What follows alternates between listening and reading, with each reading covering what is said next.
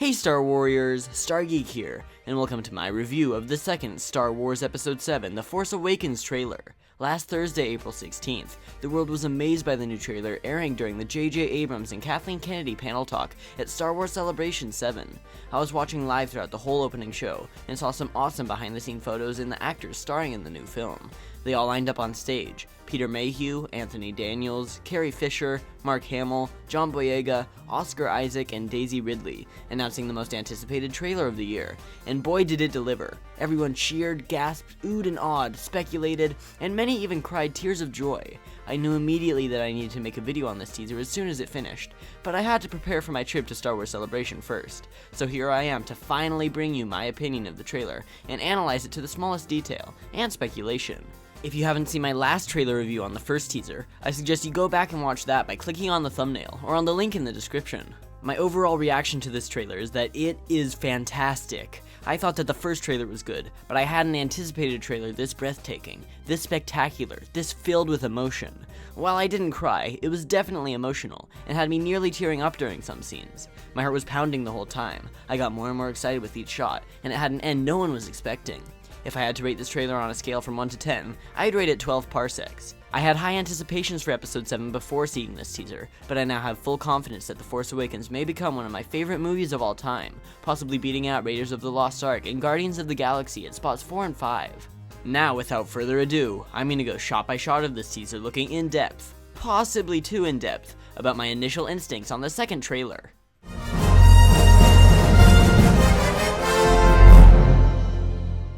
The first thing to talk about is the apparent lack of the classic Disney fanfare. I'm sure that you all wish we could have the iconic 20th Century Fox imagery and music introducing us 30 years after Return of the Jedi. But unfortunately, this is the new fanfare that was attached to the digital editions, and many suspect to be the official fanfare for the upcoming trilogy.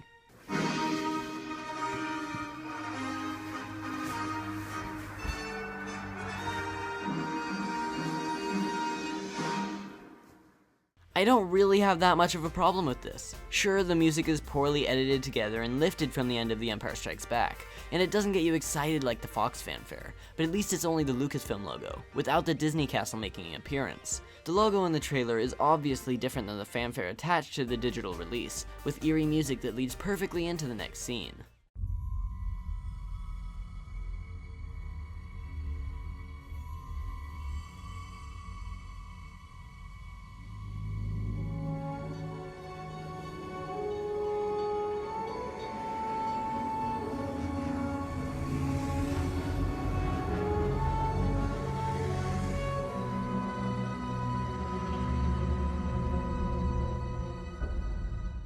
This opening really sets the bar high for the rest of the trailer. We open up with the vehicle zooming across the desert, passing by dunes, rocks, and a crashed X-Wing, before the shot pans over to the powerful image of a crashed Star Destroyer. When I saw this scene, I immediately got goosebumps. It depicts the effects that the wars between the Rebellion and the Empire had, and helps support my favorite leaked concept art image of a past world destroyed. When we look closer, we can easily speculate that the image speeding across the desert is Rey in her speeder. I'm guessing that she's going back towards her home in the AT-AT, or scavenging the ship, seeing as it's been released that she is a scavenger. The crashed X-Wing is definitely from the original trilogy, with its iconic engine design. It's clearly been part of a war fighting the Empire, and the Star Destroyer in the background is simply incredible. There isn't much more to say, just that the image is so powerful and iconic that it was by far the best way to open up this trailer. Moving on to the next scene, the screen fades to black for us to only hear one voice. The Force is strong in my family. Luke Skywalker's iconic dialogue from Return of the Jedi. Many people have been arguing whether this is lifted directly from Episode 6, or if it's actually in the new film. Well, I'm here to give you some answers. At Star Wars Celebration last Saturday, I attended Mark Hamill's panel talk with voice actor and host, James Arnold Taylor. While Episode 7 wasn't covered very much, Mark Hamill did talk about his role in this very popular trailer. J.J. Abrams actually had Mark come into the studio to record these lines specifically for the trailer. What you hear is the vintage audio from Return of the Jedi, with his new recording only overlaid and echoing in the background. It's kind of hard to hear, so listen carefully as I analyze the next few scenes. The black disappears, revealing the melted mask of deceased Dark Lord, Darth Vader. My father hasn't. But is deceased the right word? Was it only me, or did he just say, "My father has it"? My father hasn't. This could imply that Vader is still alive, but it's highly unlikely. This is probably just them not being able to change the audio recorded 30 years ago that they wanted to use for the teaser. Mark Hamill during his panel talked about messing up the line, "My father has it," with, "My father had it," which suggests that Mark consciously knows that Vader is long dead. Vader could, however, be with Luke in the Force, and therefore, in some ways, still alive. But these are all just theories, without much strong evidence to back them up. Looking at the actual visuals of the scene, I was initially creeped out by this deformed figure. Someone had to actually dig through the burnt remains of Anakin Skywalker on Endor to display this item in their messed up museum. Another point, why is his helmet melted at all? I mean, I know that he was put in this huge bonfire type burning ceremony, but you'd think that Vader's suit would be a little more protected from burning, especially considering that that's what got Anakin his life support uniform in the first place. Anyway, I'd guess that either Kylo Ren, the main villain of TFA, or Luke Skywalker would have kept this powerful relic of sorts. Luke for some disturbing sentimental value, or Kylo Ren as a way to either remember the Sith Lord, or to harness the power and possibly communicate with Anakin's dark side through the Force. And while I was at first disturbed by the melted skeletal remains, after the 124th time watching this teaser, it seems more like a way of honoring the beloved original trilogy, along with the best movie villain ever created.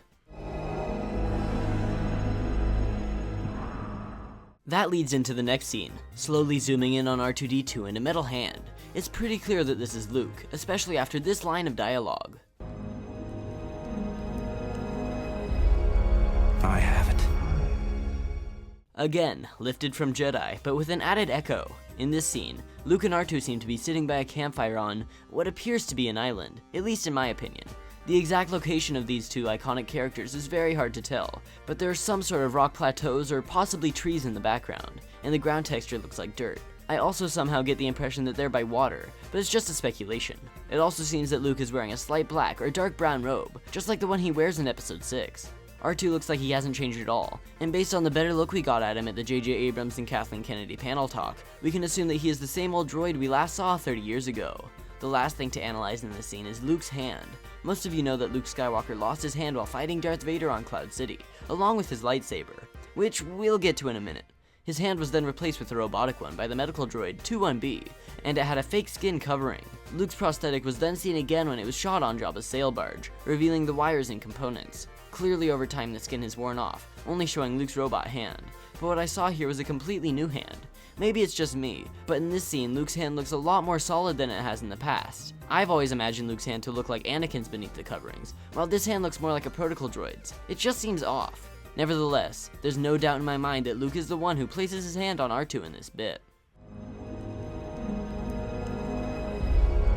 I have it.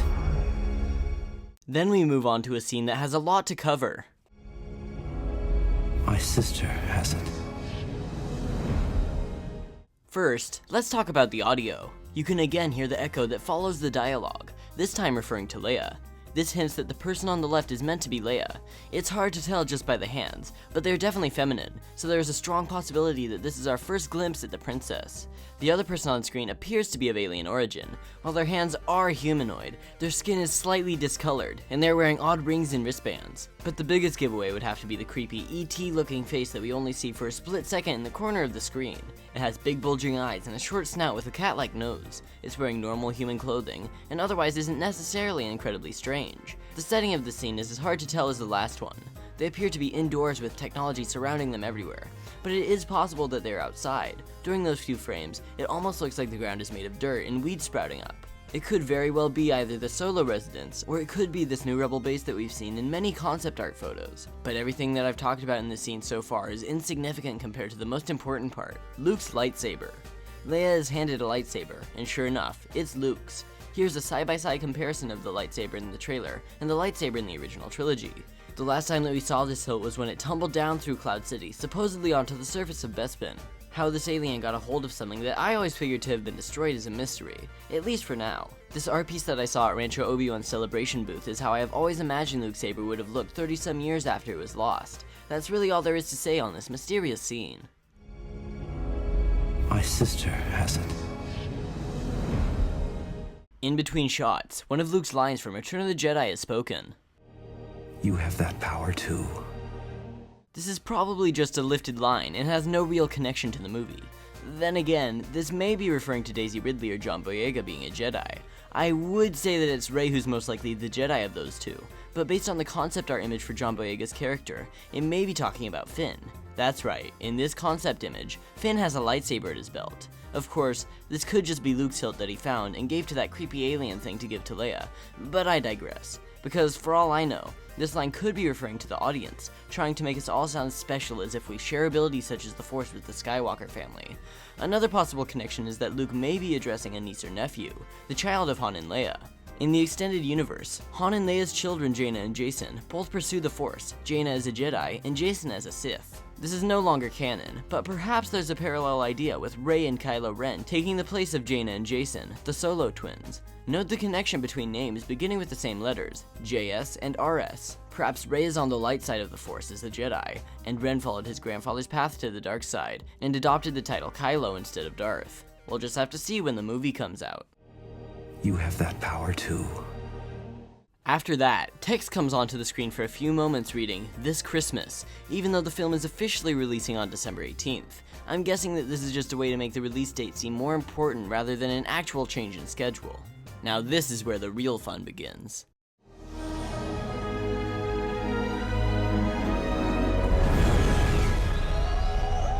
Here we see a group of the new X-Wing fighters flying over a body of water, very similar to what we saw in the first trailer. The setting, direction, and vehicle design seems to be a continuation of the past clip, as if they almost fit together perfectly. The only thing that I don't like about this scene is that it seems fake, like it's from a video game rather than a movie, but that's just me being unnecessarily picky, especially considering this setting in the last trailer was my favorite part. This scene continues on to Poe Dameron in his X-Wing, letting out a celebratory victory scream. This is actually probably my second least favorite clip in the trailer. The way that his helmet shuffles around on his head seems like it's loosely fitted, making the movie seem more homemade and less professional. Otherwise, the excitement performed by Oscar Isaac definitely transmits through the screen. The background is the same location as the prior clip, and the rest of his cockpit has already been covered in my review of the first teaser. The next clip is of Kylo Ren slicing his lightsaber across the screen. First of all, I just want to say that I have been notified by a very reliable source with strong connections and a lot of legitimate proof that Adam Driver is definitely Kylo Ren. It has been speculated for a long time, but I can now officially confirm it. This is a very short clip, but Kylo Ren appears to be swinging his lightsaber down at something or someone with some type of battle going on in the background. We see a First Order stormtrooper sprinting away from explosions and what appear to be buildings, almost like teepees. We don't get a good look at Kylo's face here, but that'll be covered shortly. In this next scene, we see three of our new main characters running away from explosions. BB-8 is trailing behind Rey and Finn in their frantic escape.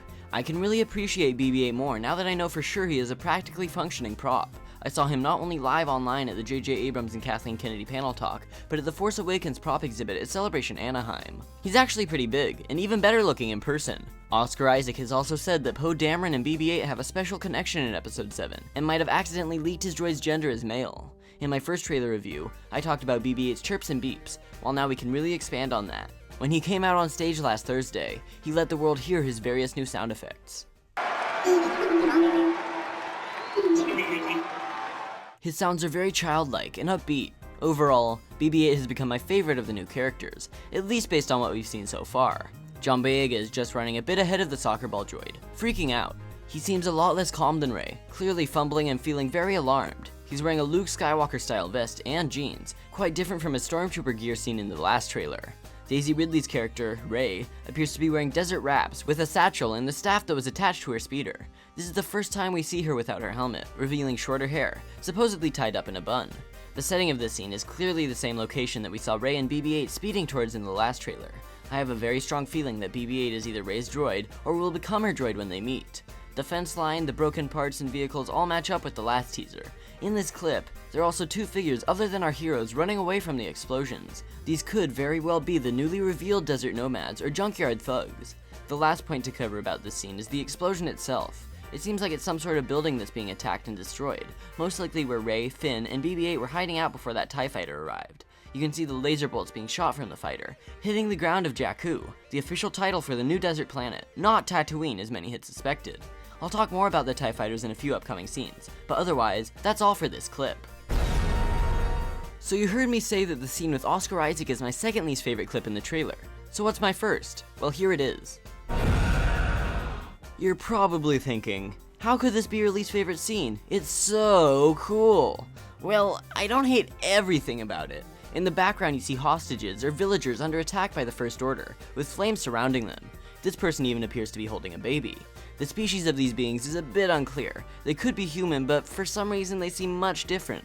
But there's no way to tell for sure, especially considering it could be a wide variety of alien types. Prominently featured is a moisture evaporator, similar to the one I spotted in the first teaser. You can see a couple more in the background too. I'm guessing that this is a continuation of the ship hangar attack that we saw in that trailer, maybe a few moments later, especially considering the First Order troops that are scattered around the battleground. Their guns also have flashlights on them. Not really much to speculate about, just an observation. But the biggest topic of the scene, and the reason I hate it, is Kylo Ren. This is the first time we get to officially see the face of our main villain. It was technically leaked in these concept art photos and these promotional toy images, but now we get the best look at him yet. Here's a close-up I took at the Star Wars Episode 7 prop exhibit at Star Wars Celebration, and as a bonus, here's his lightsaber hilt too. There is definitely a likeness to Darth Raven from the Knights of the Old Republic video game. In fact, it's almost like they just changed his name. But what really irks me about the scene is how he throws his hand at the camera with an eerie whooshing sound effect. He is clearly using the Force on someone or something, but it seems so staged, as if it was made for the trailer. I don't see how they would be able to fit this into the actual film smoothly. But do you guys want to know a secret?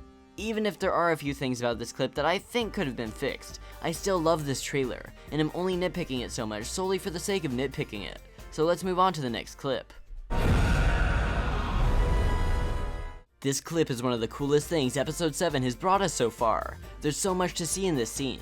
First, let's talk about the First Order. I've been referencing the First Order quite a bit when talking about the new Stormtroopers. That's because that's what I read on a plaque. Oh, and it's also been officially released that these sleek white armored troopers are called First Order Stormtroopers. These troopers are meant to enforce the will of the First Order. This name doesn't make a lot of sense at the moment, considering they're like the 46th Order after all the other types of clones and pilots and such, but hopefully it'll make a bit more sense when the film is released. Anyways, in the background of this scene, we can see a bright red banner, supposedly showcasing the seal of the First Order. I actually really like it. It's kind of like a sleeker version of the Imperial seal, matching the battalion that accompanies it. You can actually see 5 different types of troopers in this scene. The first type are the Stormtroopers, looking very nice, with a comical yet creepy grin. They have their nice white blasters and are generally pretty plain. The second type of trooper in this scene are these Stormtroopers with black vests and white rectangles. They're strapped onto their backs and come around to the front. I have no idea what the purpose of these troopers are. All I know is that they're different. They could be bombers of some sort, or they could just be using those vests as extra protection, or a way to show rank. The third type of trooper is the Snow Trooper. I saw the First Order Snow Trooper at the TFA exhibit, and it was definitely one of the coolest pieces. They've kept the iconic Snow Trooper skirts and backpacks, but have adopted very menacing masks with Death Star Trooper style helmets. The fourth type of trooper is the Flame Trooper.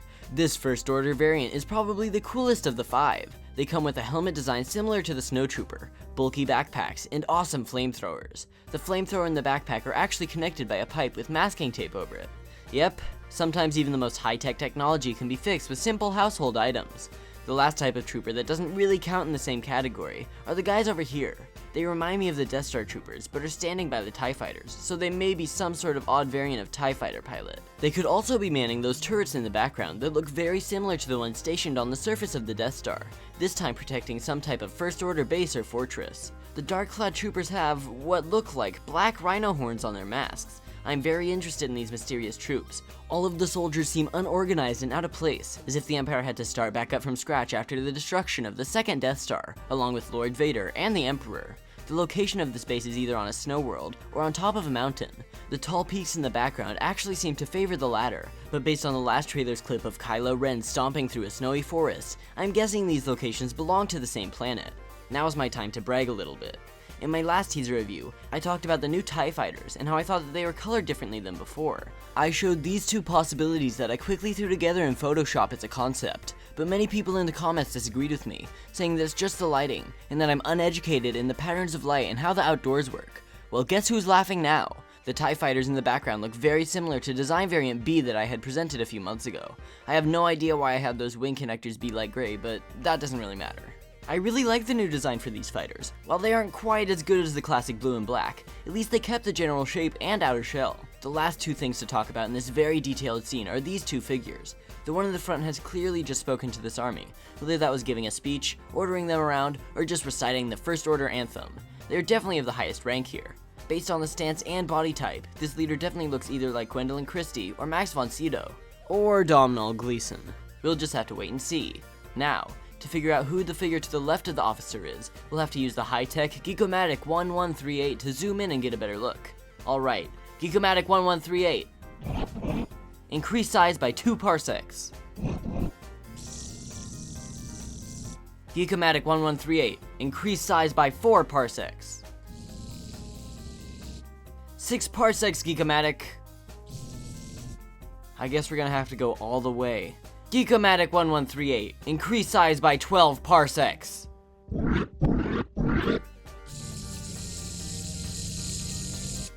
Resolution quality control. Maximum level. Looks like some sort of chrome trooper. But I guess we'll have to get into that a little bit later. Until then, let's move on to the next scene. This is a very short clip of Rey looking up from some sort of ice or map or styrofoam chunk or something. She looks like she's in control of great power, maybe after learning she has the Force or discovering that Luke is her father or uncle. The background looks cold, like on that ice planet, but based on her attire, that could just be some smoke or an overcast sky on Jakku.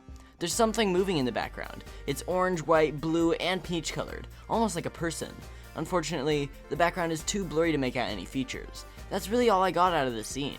Maybe you guys see something I don't, but this clip feels more like a way to give Rey more screen time in the teaser. The next scene shows 2 TIE fighters flying over the screen. There's some smoke pluming up from the bottom left corner, and the vehicles seem to be in pursuit, like a continuation of this scene in the first teaser.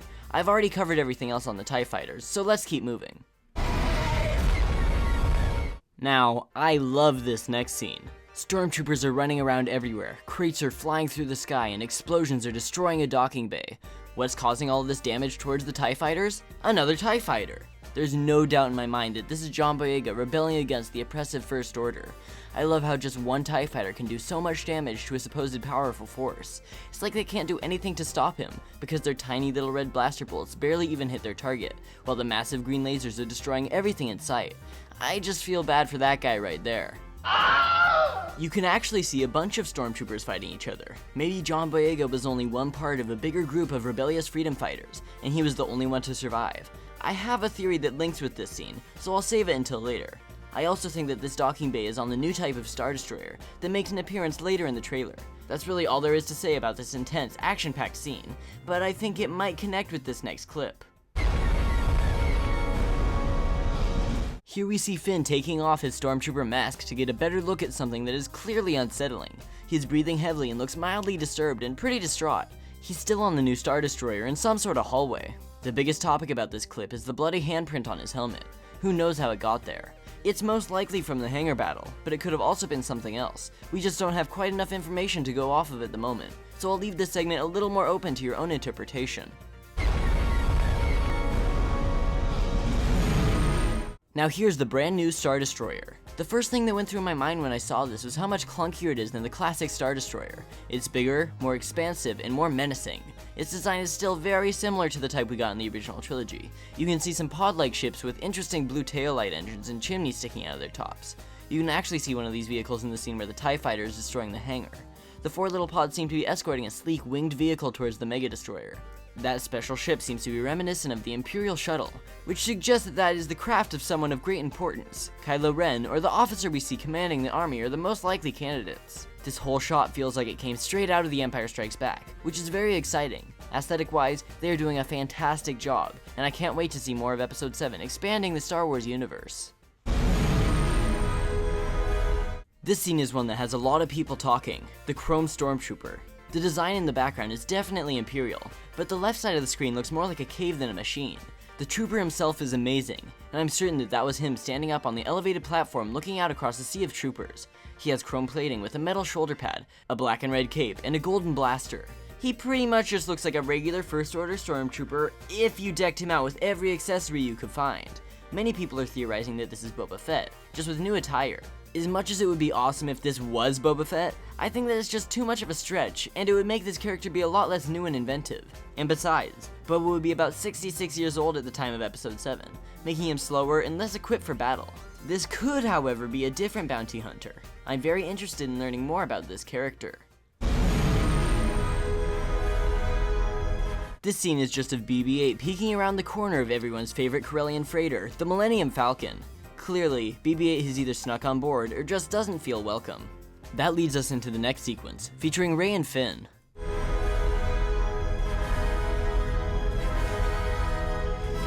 Daisy Ridley collapses to her knees and then stretches her hand out for John Boyega. This scene would be pretty boring, but he clearly seems hesitant to trust her, meaning that they've probably just met. He does, of course, end up taking her hand. I think that the most interesting part about this scene is actually the background. It's a marketplace completely destroyed, most likely by the explosions that happened earlier in the teaser. That marketplace looks exactly like the one seen in the Force for Change promotional videos featuring J.J. Abrams. With this clip, I now have a loose plotline for John Boyega's character. Finn starts out as part of the First Order, but after working there for a long time, he is displeased with their oppressive ways and he forms a group of rebels to take down the Empire. When their plan to destroy their sector fails and all of Finn's friends are killed off, he escapes in a TIE fighter, destroying as much as he can before departing.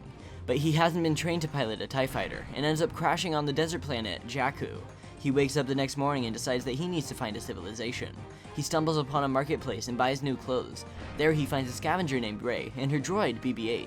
He doesn't know whether to trust her or not, but when some TIE fighters come looking for him in hopes of exterminating another rebellion, he ends up joining together with Rey on an adventure. That's pretty much all I can come up with right now. We'll just have to see what officially happens when the movie is released.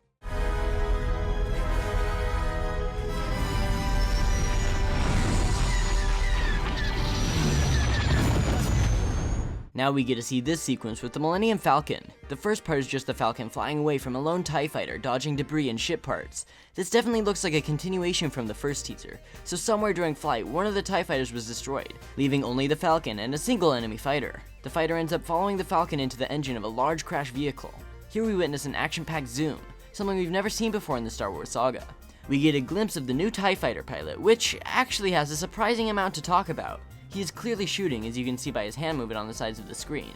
The cockpit looks new and much roomier than before, similar to my opinion of the new X-Wing cockpit. The pilot himself has a unique design. A tube attaches to a point on his helmet, most likely allowing him to breathe. A bit of a controversy arose when people started debating about the red marks on his helmet. Half of the people said that it was painted onto the helmet for design purposes, and others said that it was just a red glare from all the lights in his cockpit.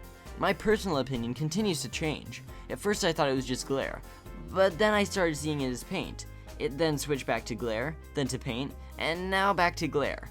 I really don't know what to think. I don't really want to bring up a stupid internet trend that I'm sure most of you had hoped to never see again, but the TIE Fighter helmet is kind of like hashtag the dress. What do you think? Put in the comments hashtag the helmet followed by either hashtag paint or hashtag glare. Anyways, the scene continues with the Falcon masterfully dodging everything in its path. This clip actually reminds me quite a bit of the entering the Death Star 2 scene in episode 6. A laser blast barely misses the Falcon, and the screen goes black. Alright everyone, I hope you enjoyed the review. Subscribe to Star Geek for... Wait a second. Aren't I forgetting something? Chewie, we're home.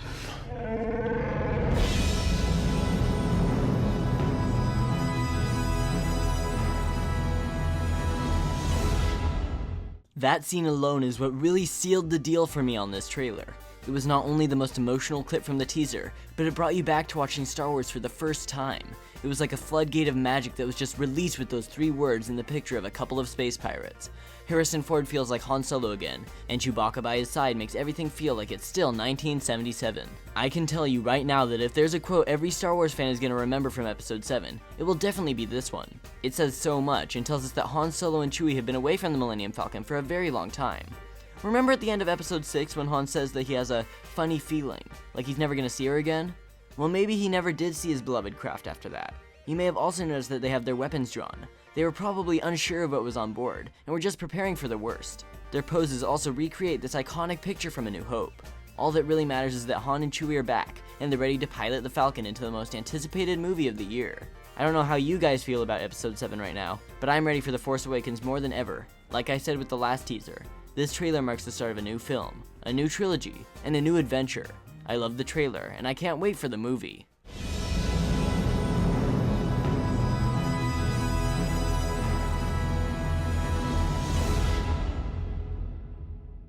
Subscribe to Star Geek for weekly Star Wars content. If you like the channel, please tell a friend. What's your favorite scene in this trailer? And on a scale from 1 to 12 parsecs, what would you rate it? If you agree with my theories, disagree, or just enjoyed the video, please shoot that like button at light speed. You can go check out my Facebook page linked in the description. Also go and check out my Twitter account at StarGeekYT and find me on Instagram at StarGeekYT. Click on the link to the left for my last video, a channel update. You can also click on the right to watch my last trailer review. Don't forget to like the video and comment on your own opinions below the video. Until we meet again in a galaxy far, far away. This has been Star Geek.